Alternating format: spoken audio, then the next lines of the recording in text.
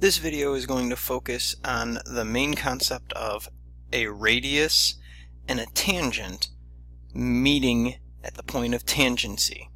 And that intersection is really important because it's always going to be true that when a radius of a circle and a tangent meet at that point of tangency, that they meet forming a perpendicular angle. That's really important. In this video we're going to study two different aspects of that. First is the direct application.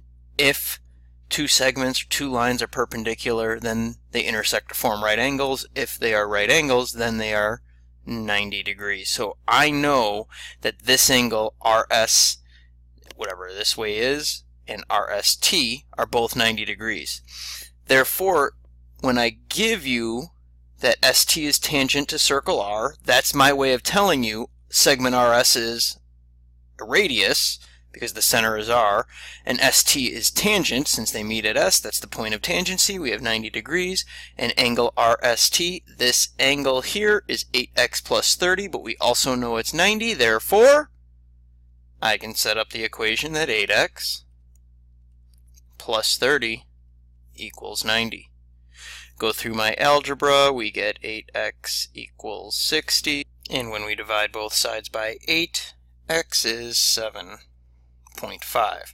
And that's okay, x can be decimals, that's not a problem.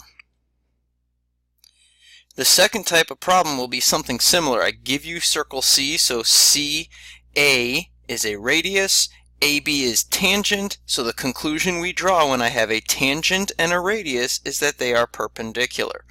But what's important about this particular problem is the fact that I now have a right triangle. When I have a right triangle and I know two sides of the right triangle, I can use the Pythagorean theorem to find my third side. But this is something you got to be really careful about. X is not the entire hypotenuse. Here's my right angle. X is only part of the hypotenuse.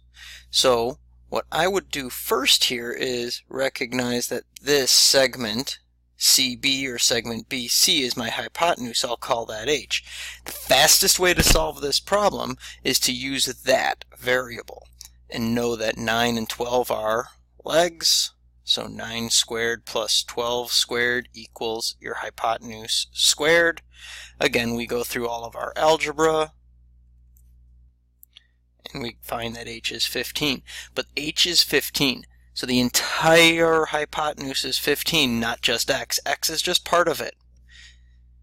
It's important to recognize we already know what the other part is.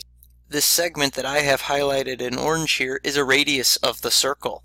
And I already have a radius of the circle, and we know that radii are congruent. So I know that this part is 9, that part is x. Let's go back to Unit 1. 9 plus x is equal to your hypotenuse, and we know the hypotenuse is 15, so 9 plus x equals 15. Subtract the 9 on both sides, and x equals 6. An alternative way to do this would require more algebra, and that would be to, instead of doing 9 squared plus 12 squared equals h squared, it would be 9 squared plus 12 squared equals the quantity of x plus 9 squared. This I would have to solve by factoring. This would be solving a quadratic equation, which is fine. That can be done. It just requires a little bit more challenging algebra. Either way we do this, it stems from the fact that a radius and a tangent are perpendicular. In this case, it allows me to use the Pythagorean theorem. In this case, it's a direct application because I know an angle measure. That angle is the perpendicular angle. It equals 90.